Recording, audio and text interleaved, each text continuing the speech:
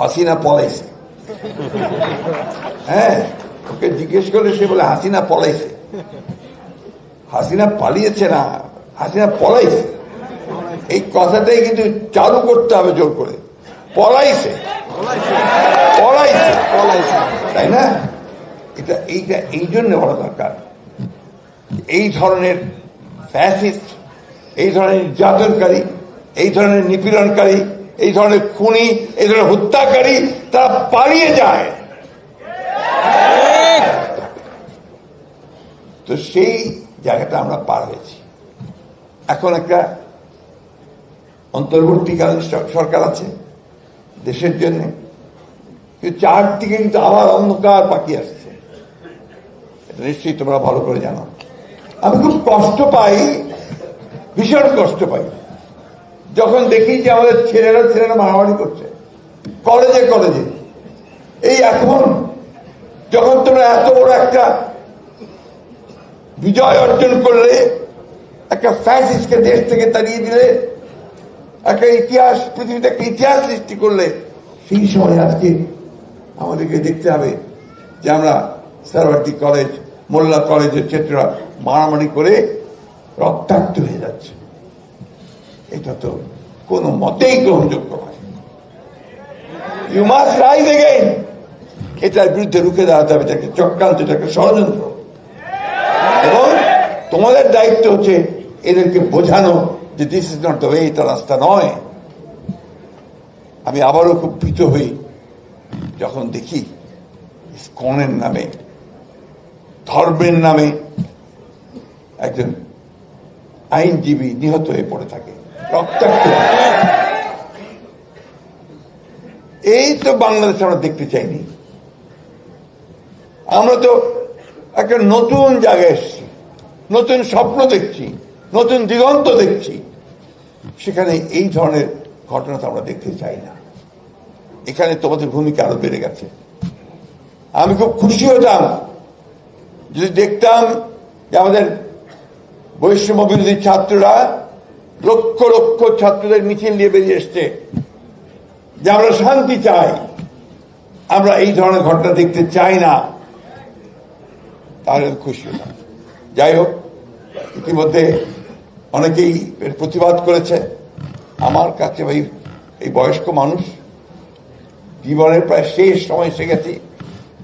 একটাই অনুরোধ যে আমরা যেটা অর্জন করেছি সেটা যেন আমাদের বৃথা না যায়। কারণ সীমান্তের ওই পারে ফ্যাসিস্ট বসে আছে, তাই না? সীমান্তের ওপারে বসে আছে। ওখান থেকে নতুন নতুন চক্রান্ত, ষড়যন্ত্র করা হচ্ছে। প্রতি মুহূর্তে তারা একটা ঘটনা ঘটিয়ে সেটাকে ফেনাপ করে পৃথিবীতে বিশ্বে দেখাতে চায় যে বাংলাদেশ নাকি মৌলবাদীদের দেশ হয়ে গেছে। বাংলাদেশে নাকি এখানে সমস্ত সংখ্যালঘু ভাইদেরকে নির্যাতন করা হচ্ছে। এটা করছে না? কি হচ্ছে? করা হচ্ছে। ভারতের পত্র পত্রিকাগুলো থেকে, আমাদের সোশ্যাল মিডিয়াতে এমন ভাবে দেখা হচ্ছে যেন বাংলাদেশে এখন এই ধরনের সমস্ত নিকৃষ্ট ঘটনা ঘটছে। ঘটনা তো তা না।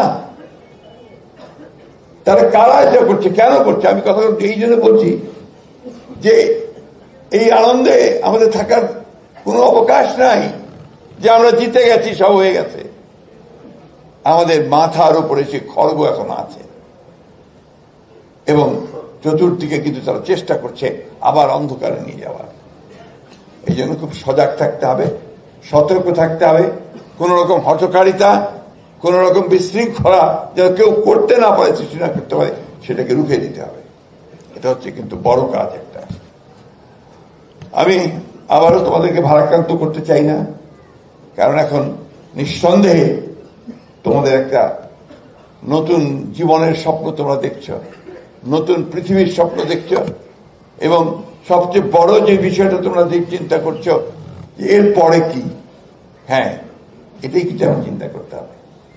এখন আমার এই বাংলাদেশটাকে তৈরি করা শেষ করে দিয়ে গেছে, কোথাও কোনো অবশিষ্ট রাখেনি, একেবারে লুটপাট করে, আমি যেটা সবসময় আমার বক্তৃতার ভাষায় বলতাম, মেঠো ভাষায় ফোকলা করে দিয়ে গেছে। অর্থনীতি নেই, ব্যাংক লুট, সব জায়গায় লুট, ঘুষ, দুর্নীতি, সমাজ থেকেই শেষ করে দিয়ে গেছে। এই বিষয়গুলো তো আমাদেরকে বন্ধ করতে হবে, আমাদেরকে প্রতিরোধ করে তুলতে হবে। জনগণ যদি রুখে দেয়, কারো শক্তি নেই সেটাকে সে এইভাবে এগিয়ে নিয়ে যেতে পারে, তাই না? আমার অনুরোধ যে যারা আজকে এখানে আছো, শুধু ঠাকুরগাঁয়ের ছেলে নয়, তোমরা ছাত্র, তোমরা এই আন্দোলনে অংশ নিয়েছ, তোমরা এর অংশীদার, তোমরা এই বিষয়গুলোর দিকে সজাগ দৃষ্টি রাখবে এবং কেউ যেন আমাদের অর্জিত সম্পদ কেড়ে না নিতে পারে তার দিকে আমাদেরকে লক্ষ্য রাখতে হবে। ঠাকুরগাঁয়ের বিষয়ে দুটো কথা বলে আমি শেষ করব। আমাদের তো সারাটা জীবনই কেটেছে ঠাকুরগাঁয়ে, প্রায় লেখাপড়া করেছি, ঢাকায় এসেছি, ঢাকা কলেজে পড়েছি, ঢাকা কলেজে মাস্টারি করেছি, চাকরি করেছি, সেই সমস্ত ছাড়া সবসময় ঠাকুরগাঁতেই থেকেছি। এখনো ঠাকুরগাঁতে মনে হয় গেলে যে মানে যেন ঠিক মায়ের কোলে আসলাম, তাই না? এটা বাস্তবতা, এটা বাস্তবতা। আমাদের নস্টালজিয়া তো কাজ করেই। তো সেই ঠাকুরগাঁর অনেকগুলো সমস্যা আছে। প্রধান সমস্যা হচ্ছে ঠাকুরগাঁতে, তাই না, ওই পাথর দিয়ে তো lakh lakh million million dollar কামাচ্ছে, সত্য কথা। এখন একটা নতুন জিনিস চলছে, যেটা হিরোরা শুরু করেছে, চা বাগান করছে। কিন্তু সেই চা বাগান তখনই আরো ভালো হবে, ভায়াবল হবে, যদি সত্যিকার অর্থে তার মার্কেটটা ঠিক মতো খুঁজে পাওয়া যায়। মার্কেট যদি না পাওয়া যায় তাহলে লাভ হবে না। এই জন্যে আমি যখন সরকারে ছিলাম, আমি চেষ্টা করেছিলাম যে ঠাকুরের এগ্রিকালচার প্রোডাক্টস থেকে বাড়ানোর জন্য, এবং সেই কারণেই আমরা বরেন্দ্র প্রজেক্ট, বহুমুখী প্রজেক্ট আমরা নিয়ে গিয়েছিলাম, যাতে করে আমরা পানি ব্যবস্থা করে আমরা যেন কৃষিটাকে এগিয়ে নিতে পারি। এখনো সম্ভাবনা আছে, যথেষ্ট সম্ভাবনা আছে। ঠাকুরের আরেকটা হিডেন রিসোর্স আছে, কিন্তু এটা কতজন জানে আমি জানি না। আমাদের শেরোয়া নদীর পাড়ে টিউবওয়েলটার নাম্বার হচ্ছে বোধহয় 48 নম্বর টিউবওয়েল। হ্যাঁ, 47 না 48? হ্যাঁ, ওদের কাছে এই 48 নম্বর টিউবওয়েল, ডিপ টিউবওয়েল যেটা, এটার পানি কিন্তু বের হয় গরম পানি।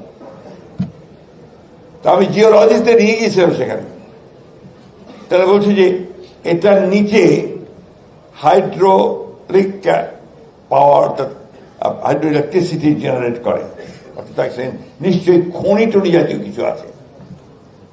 আমরা সরকার থেকে চেষ্টা করেছিলাম যে ওখানে কিছু আপনার কাজ করা যায় কিনা, পাশও হয়েছে প্রজেক্টটা, শেষ করা যায়নি।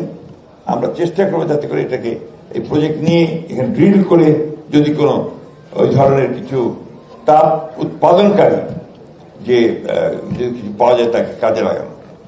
আর সবচেয়ে বড় পার্সপেক্টিভ যেটা, সেটা হচ্ছে আপনার অ্যাগ্রো প্রসেসিং ইন্ডাস্ট্রিজ, কৃষি প্রক্রিয়াজাতকরণের ইন্ডাস্ট্রি তৈরি করতে হবে।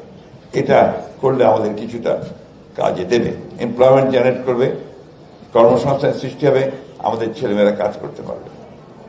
আরেকটি বিষয় যেটা একটু বলে আমি শেষ করব, যে সবার আগে যেটা প্রয়োজন হবে আমাদের, সেটা আমাদের এই রাজনীতি সব জায়গায় না,